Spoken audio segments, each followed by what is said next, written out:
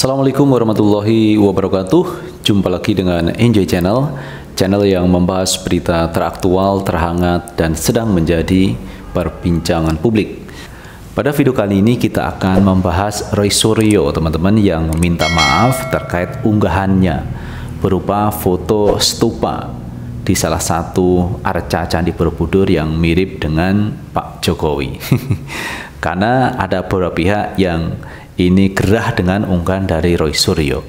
Tetapi pihak Roy Suryo juga mengatakan bahwa unggahan itu bukan dia yang pertama mengunggah, karena sudah ada gambar itu kemudian diunggah lagi oleh Roy Suryo, yaitu stupa yang mirip gambar Pak Jokowi.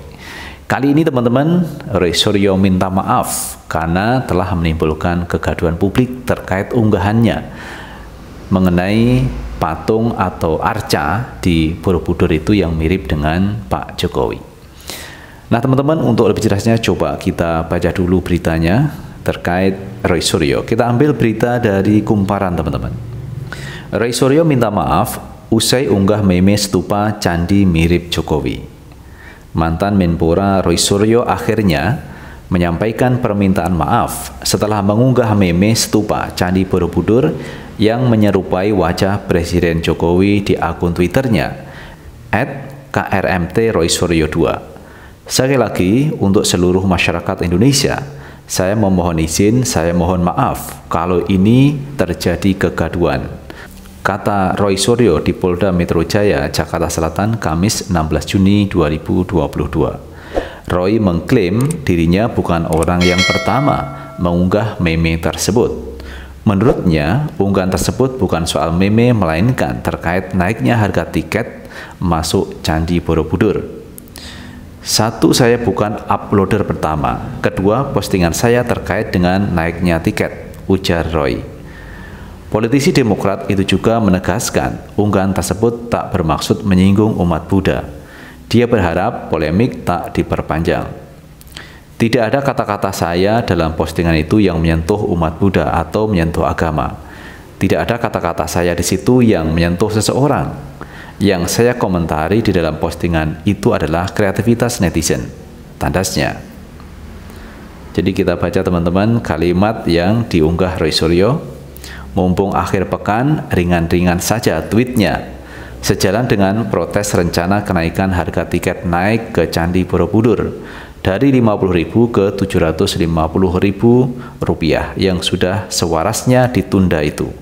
Banyak kreativitas netizen mengubah salah satu stupa terbuka yang ikonik di Borobudur itu. Lucu, hehehe, ambyar. Ini postingan dari Roy Suryo di akun Twitter, teman-teman. Jadi beliaunya itu mengkritik kenaikan harga tiket masuk Candi Borobudur dari Rp50.000 menjadi Rp750.000. Naiknya luar biasa besar, teman-teman. Dan inilah yang dikritik oleh banyak pihak. Bukan hanya Roy Suryo, tetapi banyak pihak yang mengkritik kenaikan harga tiket yang luar biasa itu. Saya pikir ini kan tidak wajar. Kalau alasannya memang untuk memelihara agar tidak terjadi kerusakan di Candi Borobudur. Tetapi harganya kan tidak seperti itu, teman-teman. Besar sekali itu, Rp750.000. Karena kalau kita melihat dari Rp50.000, kenapa naiknya kok sebesar itu Rp750.000? Kalau naik misalkan Rp50.000 menjadi Rp100.000, itu saya pikir wajar. Tapi kalau kenaikannya yang berlipat-lipat seperti itu, ini sesuatu yang tidak wajar. Kalau alasannya adalah untuk memelihara budaya, memelihara warisan leluhur berupa Candi Borobudur. Kemarin kan juga sudah disampaikan, misalkan ada pembatasan 1.200 pengunjung. Itu juga bagus, teman-teman. Dibatasi orang yang naik ke Candi Borobudur ini dibatasi 1.200 per hari. Nah, kalau dibatasi seperti itu kan tidak harus dinaikkan untuk tiket masuk ke Candi Borobudurnya. Kan tidak perlu, hanya pembatasan saja ini sudah selesai. Yang lain bagaimana? Yang lain ya di pelataran Candi Borobudur melihat dari bawah. Tidak perlu naik ke atas. Oke, kita lanjutkan teman-teman. Roy Suryo sendiri sudah melaporkan kasus ini ke Polda Metro Jaya. Dia melaporkan 3 akun medsos yang diduga mengedit stupa Candi Borobudur yang menyerupai wajah Presiden Jokowi. Laporan tersebut diterima SPKT Polda Metro Jaya dengan nomor LP-B-2970-6/2022/SPKT-Polda Metro Jaya. Dalam laporan itu, ketiga akun yang tak disebutkan identitasnya dilaporkan atas dugaan pelanggaran pasal 28 ayat 2 junto pasal 45 ayat 2 Undang-Undang ITE tentang ujaran kebencian. Nah, ini teman-teman, Roy Suryo ini memberikan penjelasan bahwa beliaunya itu bukan orang pertama yang mengupload stupa mirip Pak Jokowi. Jadi memang sudah ada orang lain yang disebut ada 3 akun yang sudah mengupload terkait gambar stupa arca di Candi Borobudur yang mirip dengan Pak Jokowi. Nah, karena Roy Suryo ini dianggap membuat gaduh publik, akhirnya Roy Suryo itu melaporkan ke Polda Metro Jaya. 3 akun itu dilaporkan ke Polda Metro Jaya karena inilah orang yang mengunggah pertama terkait stupa Candi Borobudur yang mirip dengan Pak Jokowi. Di samping itu, Roy Suryo juga siap membantu pihak kepolisian untuk menelusuri siapa orang yang mengunggah stupa itu yang pertama. Dan bahkan Roy Suryo siap menjadi saksi terkait itu.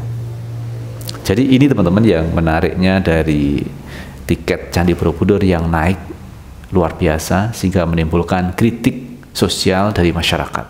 Sebenarnya kalau saya melihat teman-teman, stupa yang mirip dengan Presiden Jokowi itu adalah bentuk kritikan warga, bentuk kritikan masyarakat yang mereka-mereka itu merasa keberatan dengan naiknya tiket masuk Candi Borobudur sampai Rp750.000.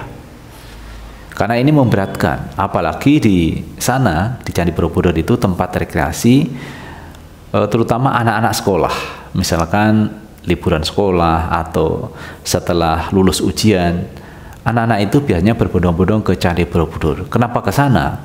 Karena mereka ingin melihat warisan sejarah bangsa berupa Candi Borobudur. Karena Candi Borobudur adalah salah satu tempat wisata terbesar di dunia. Di antaranya ada Candi Borobudur.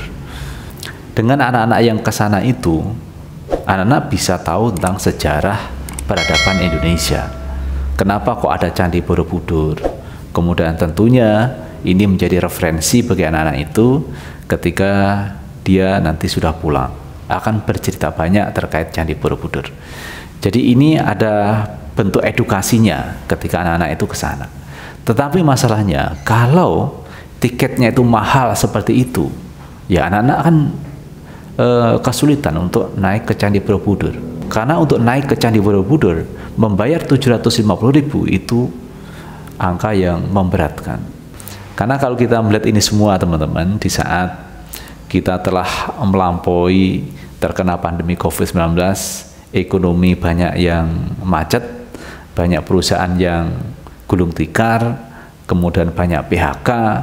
Jadi disinilah sebenarnya pemerintah harus mengerti bahwa ekonomi kita saat ini kurang baik. Seperti yang ditunjukkan oleh Gubernur DKI Jakarta yang buat taman, misalkan Tebet Eco Park, itu gratis ke sana. Sehingga beritanya kemarin itu teman-teman, Tebet Eco Park itu ditutup sementara untuk maintenance. Kenapa begitu? Karena ternyata pengunjungnya itu overload. Pengunjung yang seharusnya 10.000, yang datang 60.000 orang. Kenapa? Gratis. Nah, Pak Anies Baswedan tentu ingin membahagiakan warganya. Bagaimana warga itu senang, bahagia ketika diberikan sebuah tempat rekreasi yang murah, yang gratis, tidak berbayar, berupa Tebet Eco Park. Ini satu pemikiran yang cukup luar biasa dari Pak Anies Baswedan.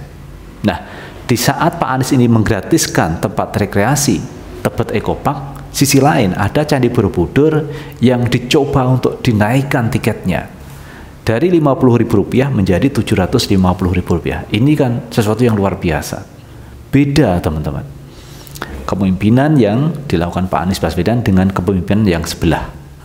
Yang sebelah itu naik-naik terus itu teman-teman tiketnya, tetapi Pak Anies tidak perlu bayar untuk warga Jakarta, bahkan untuk seluruh warga Indonesia teman-teman, untuk bisa mengunjungi Tebet Eco Park di Jakarta. Jadi antusiasme warga untuk ke tempat rekreasi itu luar biasa besar, teman-teman. Bahkan bayar pun tidak ada masalah. Nah, andai kata Tebet Eco Park itu bayar, itu juga tidak ada masalah. Asalkan bayarnya yang wajar, teman-teman. Misalkan di bawah berapa ya, Rp10.000. Itu saya pikir juga masuk itu, teman-teman. Jadi warga masyarakat tetap akan bayar Rp10.000. Tidak harus Rp50.000. Bahkan Tebet Eco Park itu digratiskan oleh Pak Anies Baswedan. Nah, karena overload di Tebet Eco Park itu, Pak Anies menyarankan untuk berkunjung, untuk mengunjungi tempat-tempat rekreasi taman-taman yang lain yang ada 100 di Jakarta itu bisa dikunjungi, tidak harus ke Tebet Eco Park. Ini sesuatu yang brilian menurut saya. Program dari Pak Anies Baswedan ternyata program itu merakyat. Jadi program yang merakyat dinikmati oleh rakyat. Tetapi sayangnya teman-teman yang datang overload, kebanyakan. Mestinya itu diatur. Jadi mestinya itu masyarakat itu paham, jangan ke sana itu waktu weekend, malam minggu, atau pada hari Minggu. Cobalah ke sana di hari efektif, Senin, Selasa, Rabu, Kamis, Jumat, Sabtu jangan ke sana karena nanti akan overload. Jadi masyarakat itu dihimbau untuk memahami bahwa kalau malam minggu atau hari Minggu atau weekend itu akan banyak yang berkunjung ke sana, ke Tebet Eco Park. Carilah hari selain hari Sabtu atau Minggu. Saya pikir ini nanti bisa dinikmati oleh semua warga Jakarta dan tentunya bisa meluas ke seluruh warga Indonesia yang ingin berkunjung ke Tebet Eco Park. Jadi pandai-pandai mencari waktu yang tepat sajalah ke Taman Tebet Eco Park. Nah, mengenai Candi Borobudur, ini saya juga menyarankan 50.000 saya pikir cukup. Ya tidak mahal, ya tidak murah teman-teman, cukup lah. Karena selama ini memang masuk di Candi Borobudur Rp50.000, tidak perlu dinaikkan Rp750.000. Nah, kalau misalkan untuk memelihara agar tidak rusak, ya dibatasi itu. 1.200 orang per hari yang bisa naik ke Candi Borobudur, itu saya pikir sudah benar yang dilakukan.